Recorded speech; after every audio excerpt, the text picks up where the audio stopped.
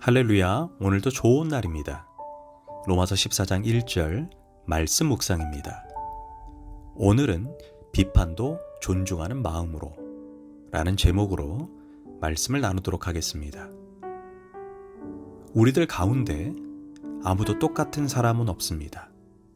외모는 비슷하다고 해도 성격이나 취미, 습관은 제각기 다릅니다. 그러므로 다른 사람들이 자신처럼 생각하고 자신처럼 행동하며 자신이 좋아하는 것을 좋아하고 자신이 싫어하는 것을 싫어할 것이라고 기대해서는 안 됩니다. 더 나아가 자신과 다르다고 무조건 틀렸다는 교만도 버려야 합니다. 우리는 자주 다른 사람들을 자신의 기준과 잣대로 비판하고 판단하는 잘못을 범하게 됩니다. 오늘 본문 로마서 14장 1절에서도 비판하지 말라라는 말씀이 나옵니다. 그런데 예수님도 마태복음 7장에서 이와 같은 말씀을 하셨습니다. 그런데 우리가 짚고 넘어가야 할 부분이 있습니다. 성경에서 말하는 비판의 의미가 무엇이냐라는 것입니다. 형제가 분명히 죄를 범했는데도 그냥 모른 척하고 넘어가야 한다는 것을 의미하는 것인가요? 우리가 교회에서 이럴 때가 있습니다. 좋은 게 좋다고. 모든 허물과 죄를 그냥 다 덮고 은혜주의로 갑시다 라고 말하는 경우가 있습니다. 그러나 예수님과 바울이 말하는 비판은 죄를 지은 것도 그냥 모른 척하고 넘어가라는 말이 아닙니다. 죄는 언제 어디서나 잘못된 것입니다. 그 일례로 바울은 고린도전서 5장에서 고린도 교회가 음행의 문제를 일으킨 형제에 대해서 왜 무작정 모른 척하고 사랑으로 덮으려고 하려느냐라고 책망을 했던 적이 있습니다. 바울은 교회를 어지럽힌 사람들, 교회의 거룩을 훼손한 사람들을 훈육하고 징계하여 다른 사람들로 하여금 그 죄에 빠지지 않게 하라라고 경고합니다. 심지어 죄를 짓고도 회개하지 않고 반복해서 죄를 짓는 자들에 대해서 고린도전서 5장 5절에서는 아예 사탄에게 그를 내주라라고까지 강력하게 경고하고 있습니다. 이는 그를 교회에서 출교시키라라는 의미입니다. 그 이유에 대해서 이는 육신은 멸하고 영은 주 예수의 날에 구원을 받게 하려 함이라 라고 했습니다. 이는 교회로부터 출교시키는 권징을 통해 그가 근신하고 회개하여 구원에 이르게 하는 목적이 있다는 것입니다. 그러면서 바울은 고린도전서 5장 12절에서 이렇게 말합니다. 밖에 있는 사람들을 판단하는 것이야 내게 무슨 상관이 있으리요마는 교회 안에 있는 사람들이야 너희가 판단하지 아니하냐. 밖에 있는 사람들은 하나님의 심판하시려니와 이 악한 사람은 너희 중에서 너희가 직접 내쫓으라 라고 말합니다. 다시 말해 죄를 짓고도 회개하지 않는 자들을 당장 품어주면 물론 교회는 상처받는 사람도 없고 교회는 혼란스럽지 않게 보일 수도 있습니다. 그러나 결국 그 한 사람을 방관함으로 인해 교회 안에 더 많은 부작용이 생긴다는 것입니다. 마치 사과 한 박스에 썩은 사과 하나를 별 대수롭지 않게 생각하여 그냥 방치하면 결국 상자 안에 있는 사과 전부가 다 썩게 됩니다. 그래서 이와 마찬가지로 교회 안에서 죄를 방관한다면 결국 그 교회는 어느 시간이 지나면 하나님의 거룩을 상실하게 될 것입니다. 그렇다면 예수님과 바울이 비판하지 말라라는 의미는 어떤 의미일까요? 우리가 개념 정리를 해야 합니다.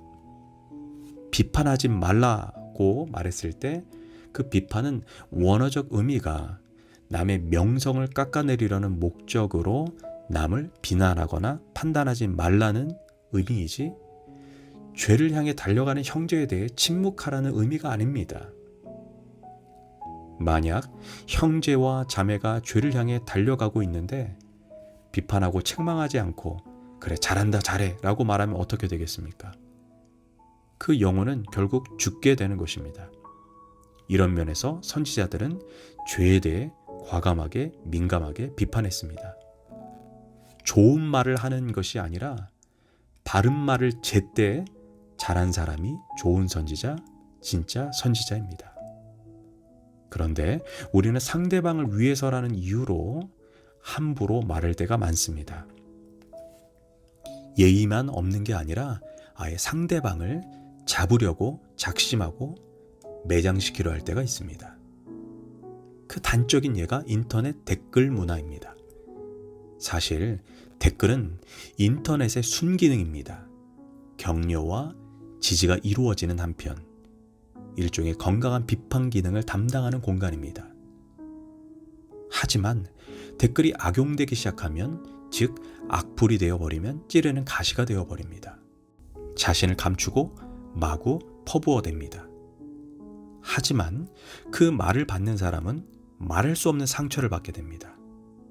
총은 사람을 죽일 수 있지만 그런 일은 전쟁이나 극히 드문 환경에서 일어납니다. 하지만 말은 시도 때도 없이 영혼을 죽일 수 있습니다. 입술에 30초가 가슴에 30년이라는 말이 있습니다.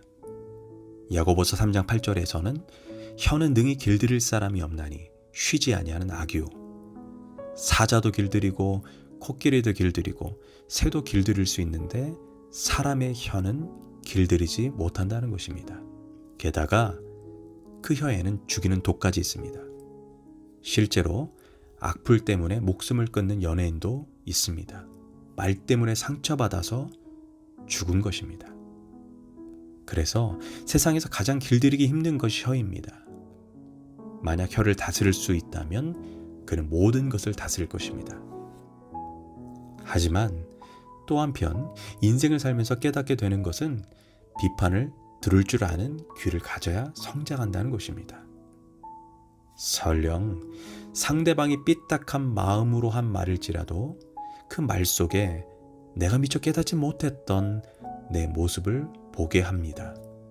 사실 상대방이 아무리 좋은 마음으로 말해도 듣는 사람이 옹졸하면 무조건 듣기 싫어합니다. 좋은 비판을 할 줄 알고 반대로 남이 말하면 들을 줄 아는 사람이 되면 참 근사할 것입니다. 성경에 그런 모델이 있습니다.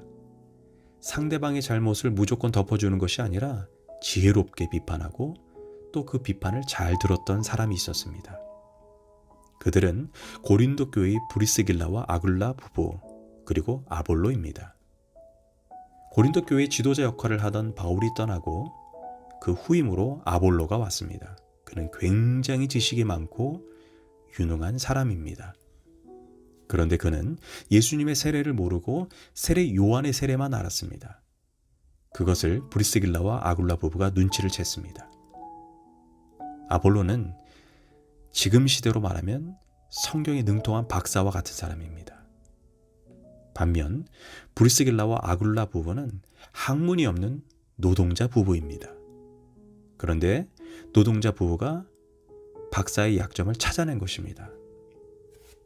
이럴 때 많은 사람이 공개적으로 선생님은 우리를 가르치고 설교하는 분인데 어떻게 예수님의 세례를 모르십니까? 라며 공개적으로 비판할 수 있습니다. 그것은 아볼로를 고쳐서 훌륭한 하나님의 일꾼으로 삼으려는 게 아니라 비난해서 깎아내리려는 악한 의도가 담긴 것입니다. 이것이 우리의 본능입니다. 하지만 브리스길라와 아굴라 부부는 몰래 아볼로를 찾아갔습니다. 그리고 조심스럽게 예를 갖추고 아볼로를 최대한 보호하면서 이렇게 말을 했습니다. 다 좋은데 제가 보기엔 이것이 빠진 것 같습니다. 이런 식으로 말했던 것입니다. 이것이 좋은 비판입니다. 더 놀라운 것은 아볼로는 겸손히 그 말을 들었습니다. 노동자 부부인 브리스길라와 아굴라 부부가 그렇게 정중하고 예의 있게 비판한 것도 사실 쉽지 않지만 박사쯤 되는 사람이 그들의 말에 변명하거나 그들의 의견을 무시하지 않고 받아들였다는 것도 대단하다라는 생각을 하게 됩니다. 얼마나 아름다운 모습입니까? 그렇다면 좋은 비판은 어떤 비판일까요? 마태복음 5장 37절에서 오직 너희의 말은 옳다 옳다 아니라 아니라 하라. 우리는 옳고 그른 것까지만 이야기해야 한다는 말씀입니다. 그러면서 예수님 이렇게 말합니다. 이에서 지나는 것은 악으로부터 나느니라. 우리는 옳고 그름에 대한 의견을 말할 수 있습니다. 하지만 내 뜻에 그 사람을 굴복시켜서 듣게 해서는 안 됩니다. 우리가 올바른 말을 해도 듣고 안 듣고는 그 사람의 문제입니다. 우리가 항시 비판도 존중하는 마음으로 해야 함을 놓치지 말아야 합니다. 기도하겠습니다. 하나님, 제가 듣기는 속히 하고 말하기는 더디하는 신중함을 가질 수 있도록 저를 붙잡아 주소서. 예수님의 이름으로 기도합니다. 아멘.